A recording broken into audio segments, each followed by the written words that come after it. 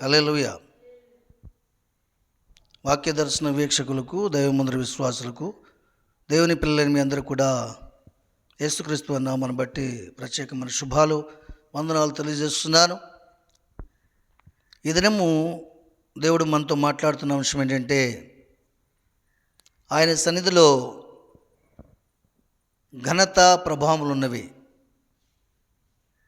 ఆయన సన్నిధిలో ఘనత ప్రభావములు, బల సౌందర్యములు ఉన్నవి.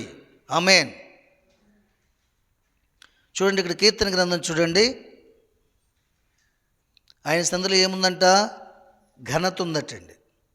నిజంగా ఇంతకుముందు భాగంలో మనం మాట్లాడుకున్నటువంటి హన్నాకి ఇంతకుముందు పెనిన్న దగ్గర ఏమన్నా విలువ ఉందా? విలువ లేదు. ఘనత ఉందా? పొనిరుగుపూర్ దగ్గర విలువ ఉందా? ఎవరి దగ్గర విలువ లేదు. ఇప్పుడు ఒక విలువ వచ్చిందా లేదా? అది ఎక్కడ పొందుకుందామే? మందిరములోనే పొందుకుంది. దేవుని సందులో పొందుకుంది. విరిగి నలిగిన మనసు కలిగి ప్రార్థన చేసి పొందుకుంది. ఏమండి? నిబంధన చేసుకుని పొందుకుంది. కాబట్టి దేవుడు ఏమన్నాడు తెలుసా? మీరు బాప్తిస్మము తీసుకున్న, పాటలు పాడినా, కానుకలు ఇచ్చినా, పరిచర్య చేసినా, వాక్య పరిచర్య ఏది చేసినా నిబంధన చేసుకోవాలి. నిబంధన లేని ప్రజలు నా ప్రజలు కాదంటాడు ఆయన. నిబంధన కలిగిన ప్రజలే నా ప్రజలు, వారి నిమిత్తమైన రక్తాన్ని నేను చిందించాను అని చెప్తున్నాడు. ఆమేన్. కనుక చూడండి, అక్కడ కీర్తన గ్రంథం చూడండి, 96వ కీర్తన 6వ వచనంలో చూసుకున్నట్లయితే చక్కని మాట అక్కడ రాయబడి ఉంది. ఘనత ప్రభావములైన సన్నిధిని ఉన్నవి, బల సౌందర్యములు అని పరిశుద్ధ స్థలములో ఉన్నవి. చూసారా? ఘనత ప్రభావములు. లోకంలో ఘనత కావాలి, అలాగే ఆత్మ సంబంధమైన ఘనత కూడా కావాలి. నా ఘనత వద్దన్న వారు ఎవరు కూడా ఉండరండి. కనుక ఘనత ప్రభావములు ఆయన సన్నిధిని ఉన్నవి, బల సౌందర్యములు ఆయన పరిశుద్ధ స్థలములో ఉన్నాయి. హల్లెలూయా. చూడండి, మానవ జీవితంలో ఈ రెండు చాలా అవసరం. ఏమండి? ఒక మనిషి గణపరచబడుతుంటే అతని హృదయం సంతోషంగా ఉంటుంది, ఆనందంగా ఉంటుంది. అవును కదండి? ఎలాంటి సమస్యలను ఎదుర్కొనే శక్తి, బలం కలిగి ఉంటాడు. ఏమండి? బలము కూడా చాలా ప్రాముఖ్యం. బలము లేకపోతే ఏ పని చేయలేరు. శరీరంతో ఉన్నంత కాలము, ఆత్మ ఈ జీవిలో ఉన్నంత కాలము, ఈ ప్రాణము ఉన్నంత కాలం కూడా బలం అనేది కావాలి. ఈ బలం ఎలాగుందంటే, లోకంలో ఎన్నో బలాలు ఉన్నాయి. అధికార బలం, ధన బలం, ఏమండి, బంధు బలం, సొంత బిడ్డల బలం, కుటుంబాల బలాలు ఉన్నాయి. అవన్నీ కాదు కావాల్సింది. ఇక్కడ మనిషికి కావాల్సింది రెండు బలాలు. ఒకటి శరీర సంబంధమైన బలం, రెండు ఆత్మ సంబంధమైన బలం. ఈ రెండు బలాలు కలిగి ఉంటే సుఖ సంతోషంగా జీవించగలము, శరీరము ఉన్నంత వరకు కూడా.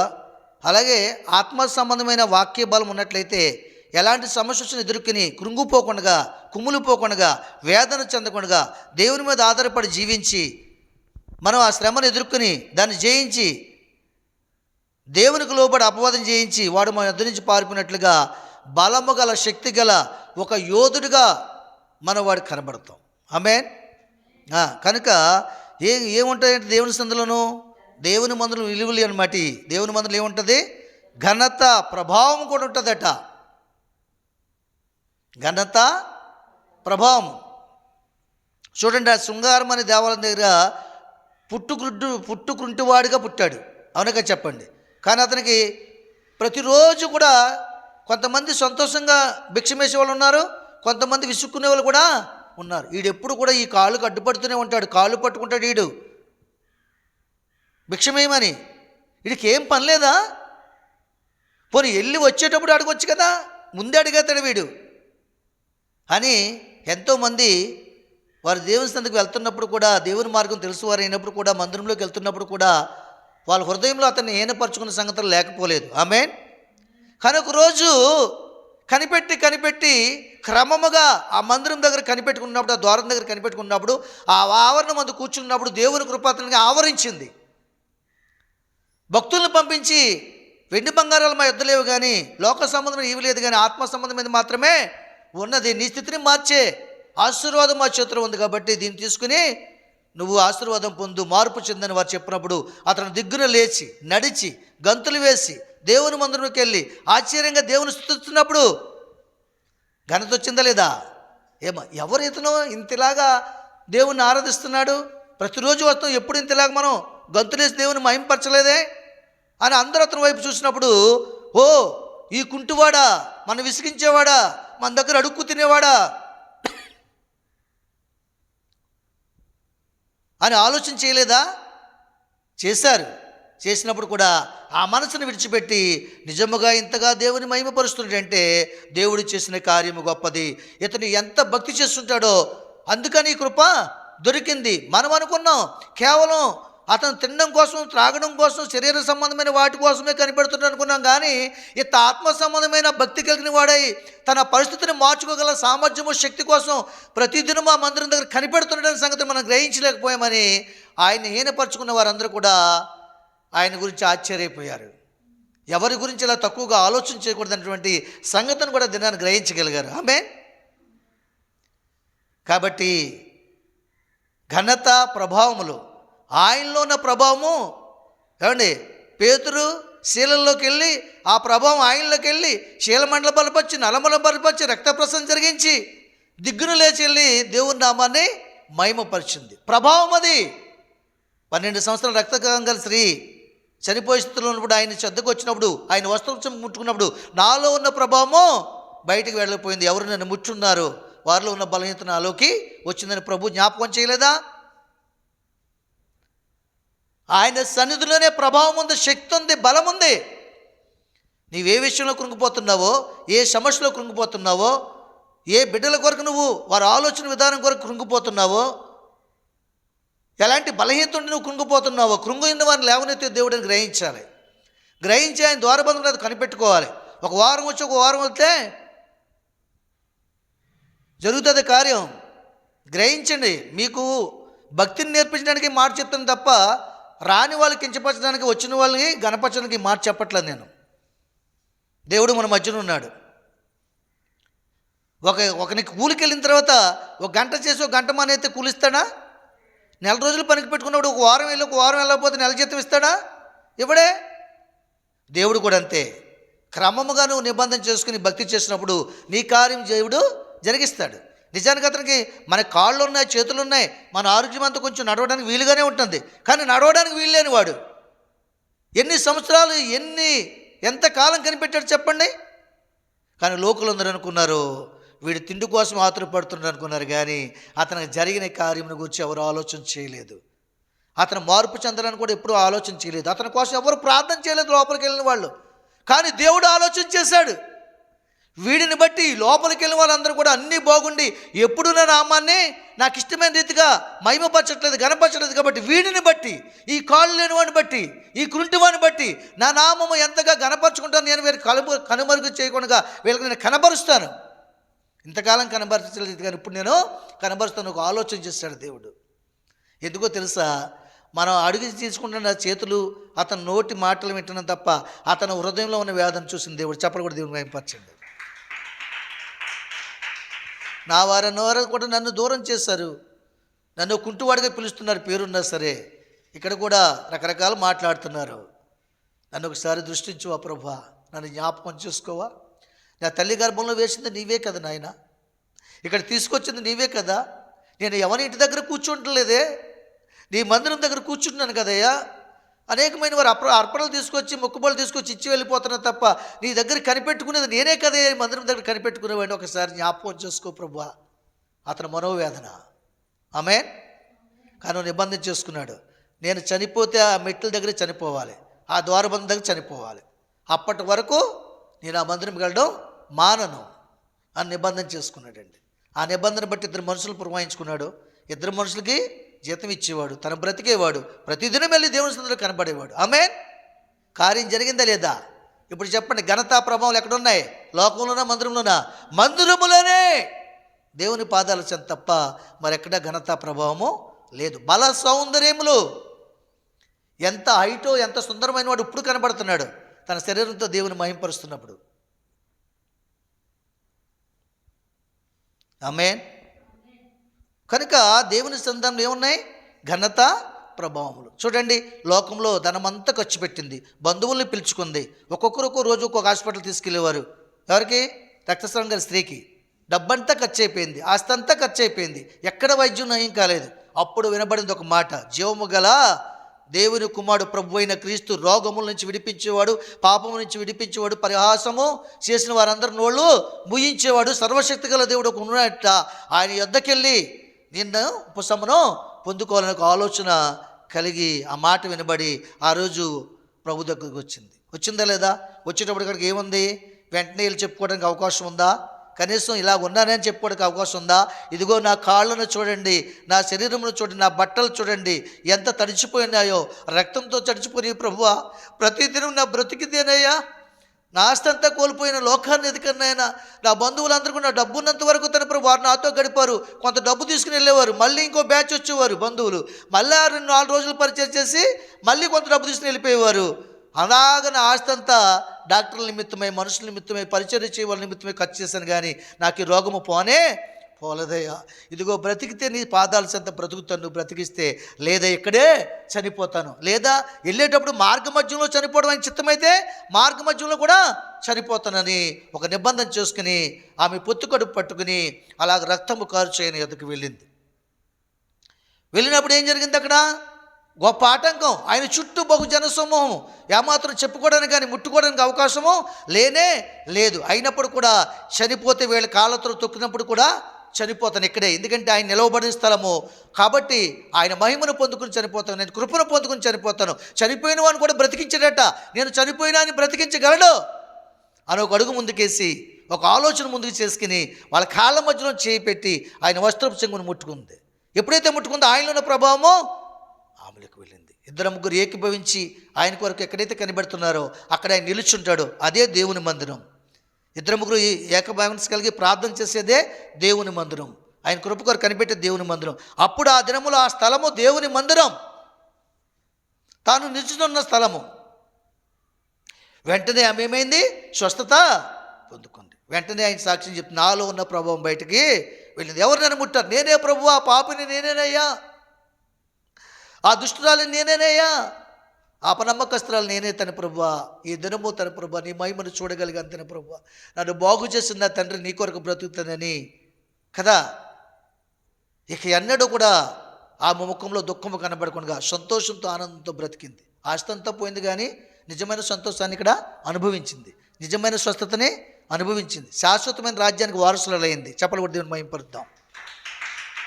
కాబట్టి ఘనతా ప్రభావంలో ఆయన మందిరంలో ఉన్నాయి, బల సౌందర్యంలో ఆయన మందిరంలో ఉన్నాయి.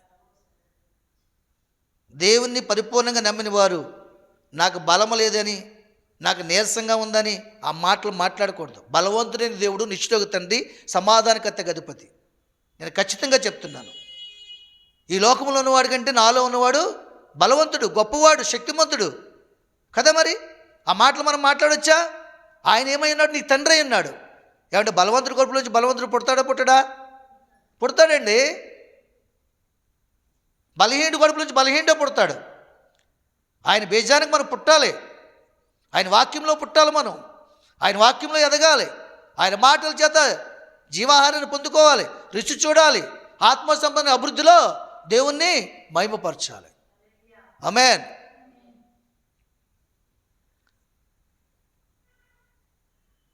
కాబట్టి దేవుని సన్నిధానంలో ఏముందంట? ఘనత. ఈమె అప్పటి గణపరచబడిందా లేదా? తిరిగి ఇంటికి వెళ్ళింది. ఇంటికి వెళ్ళిన తర్వాత నిన్నటి దినానే చనిపోతుంది అనుకున్నాం, మొన్న దినాన్ని చనిపోతుంది అనుకున్నాం, ఈ రాత్రి చనిపోతుంది అనుకున్నాం. ఎలాగా ఈ కార్యం జరిగింది? అప్పుడు ఆమె సాక్షిగా చెప్పడం మొదలుపెట్టింది. నీ బ్రతుకులో సాక్ష్యం ఉండాలి, నీ జీవితంలో సాక్ష్యం ఉండాలి, దేవుని నిమిత్తం నమ్మకమైన సాక్షిగా జీవించాలి. ఆమె బంధువులందరినీ పిలిచినప్పుడు వారందరూ కూడా మరలా ఏమన్నా ఇస్తుందేమో, ఎక్కడైనా దాచిపెట్టిందేమో, ఆస్తి అంతా అమ్మేసింది కానీ ఎక్కడో సొమ్ము దాచే ఉంటుంది, మరొక వారం రోజులుండి కొంత తెచ్చుకుందాం. ఒక బ్యాచ్ వెళ్ళిందంట. వెళ్ళి అక్క ఏంటి పిలిచావంటే, ఏంటో తెలుసా, ఈరోజు నా జీవితం మార్చబడింది, నా వ్యాధి బాధి నన్ను విడిచిపెట్టి వెళ్ళిపోయింది, నేను ఇప్పుడు నిజమైన సంతోషం గలదానను, నిజమైన దేవుడిని నేను కలిగి ఉన్నాను, మీరు కూడా కలిగి ఉండండి. ఎంతకాలం ఇలాగ ఒకరు ఇచ్చిన దాని మీద ఆధారపడతారు, ఎంతకాలం ఒకరు పరిచయం చేసేది ఆశిస్తారు మీరు. ఆయన సర్వం ఇవ్వగల సామర్థ్యము శక్తి కలిగినవాడు. నా ఆస్తి అంతా పోయినా, నా బంధువులే నా దగ్గర లేకపోయినా, నేనున్నానని చెప్పి నాతో మాట్లాడి నన్ను బలపరిచి నన్ను బ్రతికించిన దేవుణ్ణి కలిగి ఉన్నాను. అట్టి దేవుణ్ణి కలిగి ఉన్న యెడల మీ సమస్త బాధలు తొలగిపోతాయి. మీరు ఒకరి మీద ఆధారపడవలసిన పని లేదు.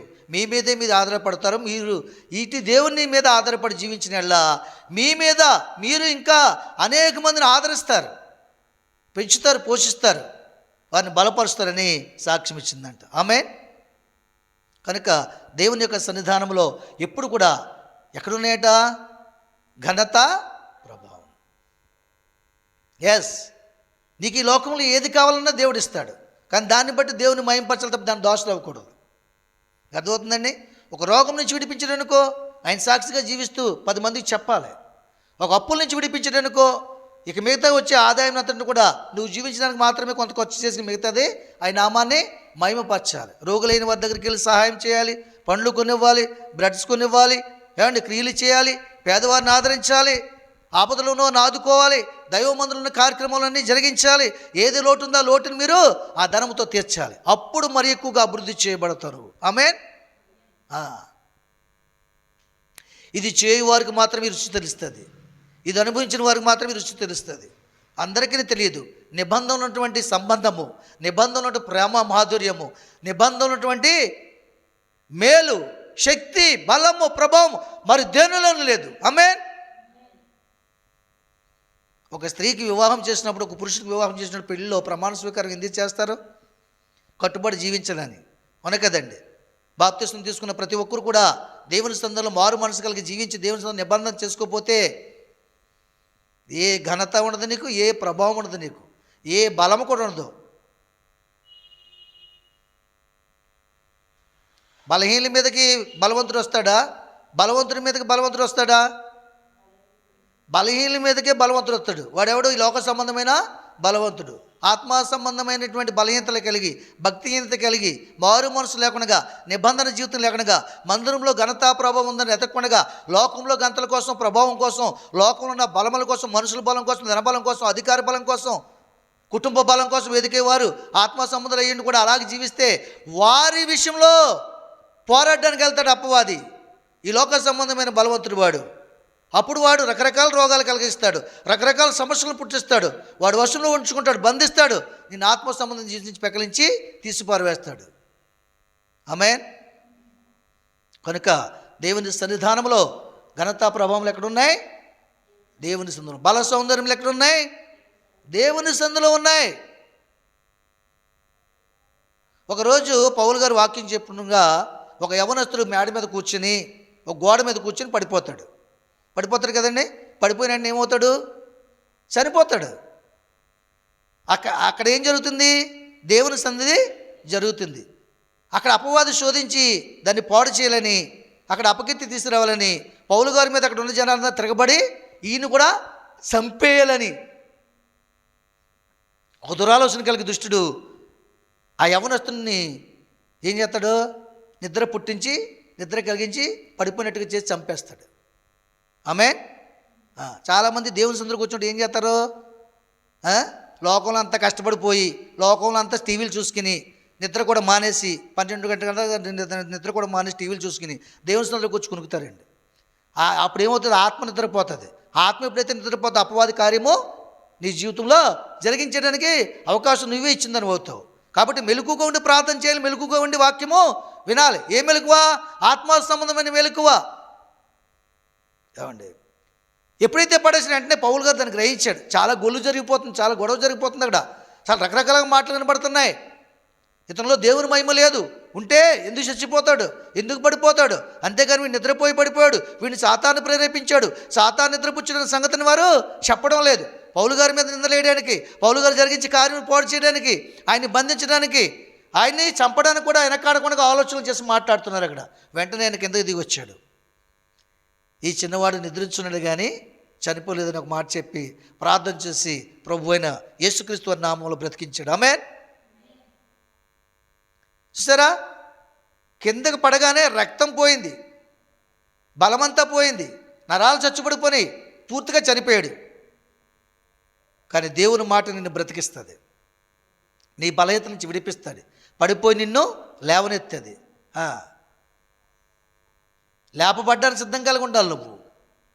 నిలబడ్డానికి సిద్ధం కలిగి ఉండాలి నువ్వు. ఆయన సన్నిధిలో ఘనత ప్రభావంలో ఎక్కడైతే అంతవరకు పౌలు గారిని దూషించారో, విరోధంగా మాట్లాడారో, ఆయనకు విరోధంగా అక్కడ ఎన్ని మాటలు మాట్లాడారు, వారందరూ కూడా ఎప్పుడైతే యవనస్తుడు బతికాడో వెంటనే ఏం చేస్తున్నారు? దేవునికి మహిమ కలుగును గాక, నిజముగా ఆయన దైవజనుడు, నిజముగా ఈయనలో దేవుని శక్తి ఉంది, ఈయనలోనే దేవుడు ఉన్నాడు, ఈయనే దేవుడై ఉన్నాడు కాబట్టే బ్రతికించగలిగాడు. ఆమేన్. కాబట్టి దేవుని సన్నిధానంలో మనం తెలుసుకోవాల్సిన సంగతి ఏంటంటే, దేవుని సన్నిధిలోకి వచ్చినప్పుడు మరి చనిపోయిన నీ ఆత్మను కూడా దేవుడు మళ్ళీ బ్రతికిస్తాడు.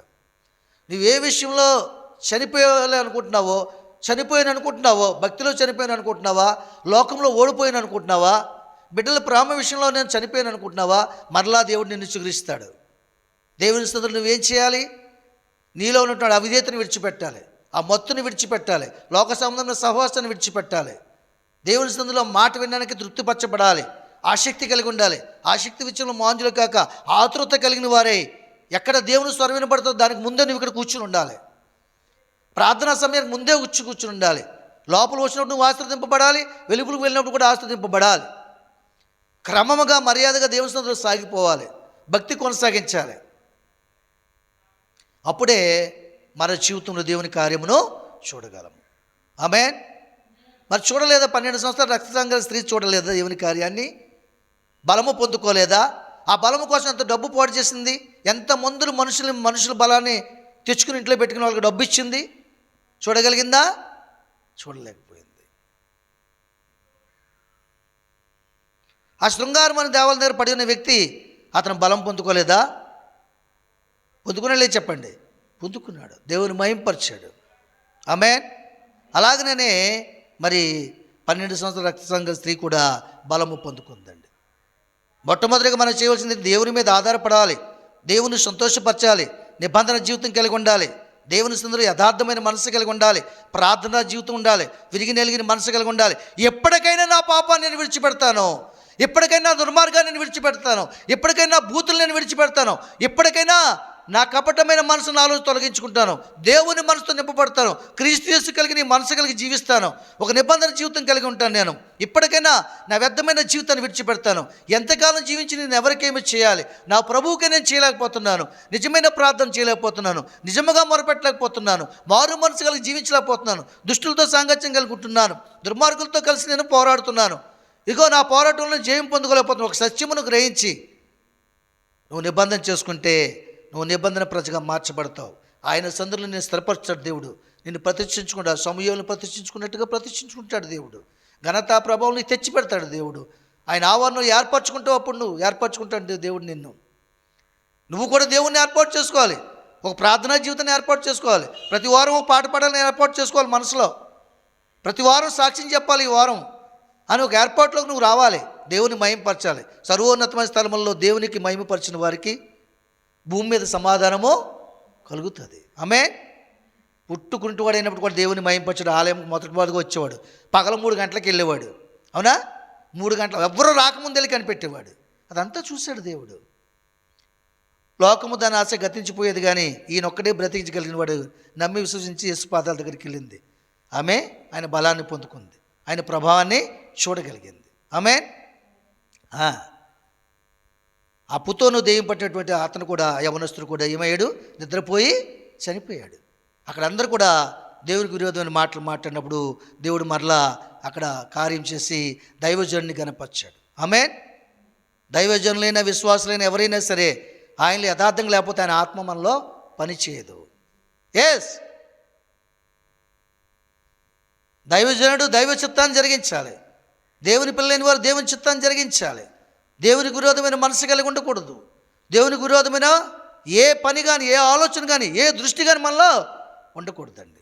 యథార్థమైన మనసు కలిగినప్పుడు యథార్థవంతుడికి ఏమీలు చేయక మానడైనా. ఆమేన్.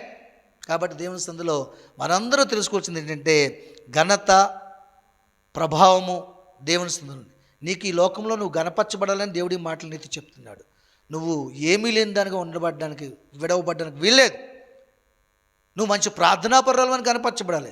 ఓకే, లోకంలో ఒక పదవి కలిగి ఉంటాం, ఓ ప్రెసిడెంట్ అవుతావు. ఇప్పుడు అందరూ కూడా ప్రెసిడెంట్లు అవుతున్నారు కదా, స్త్రీలందరూ కూడా ఆడవాళ్ళకి ఓట్లేసి.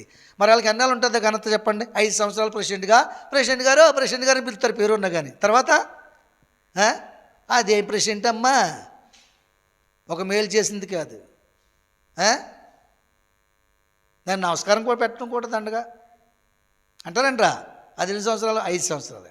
కానీ దేవుని సందులో ఒక ప్రార్థనా పరురాలుగా, దేవుని ఆత్మను పొందుకున్నటువంటి ఒక స్త్రీగా, పురుషుడిగా నువ్వు ఉన్నట్లయితే నీ చేత దేవుడి కార్యం జరిగించి అంచెలంచెలుగా ప్రాంతాల వారిగా ఆమె చేసి ప్రార్థన చేస్తే దేవుడి కార్యములు చేస్తా. ఆమె నోటి మాటను దేవుడు రూఢిపరిచి నెరవేరుస్తాడు.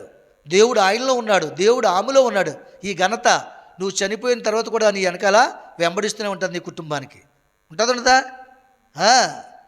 ఒకవేళ నువ్వు అట్టి జీవితం కలిగి జీవించి నీ పిల్లలు అట్టి జీవితం కలిగి జీవించలేకపోతే వాళ్ళ అమ్మగారు ఉండేవాడే, వాళ్ళ నాన్నగారు ఉండేవారే, ఎంత భక్తి పరులో, దేవుని ఆత్మ వారిలో ఉండేది, దేవుని కార్యములు వారి ద్వారాగా జరిగాయి. దేవుడు వారు ఏది చెప్తే అది చేసేవాడు. కానీ వీళ్ళు ఉన్నారు చూసారా, వీళ్ళ వల్ల ఏం జరగదు.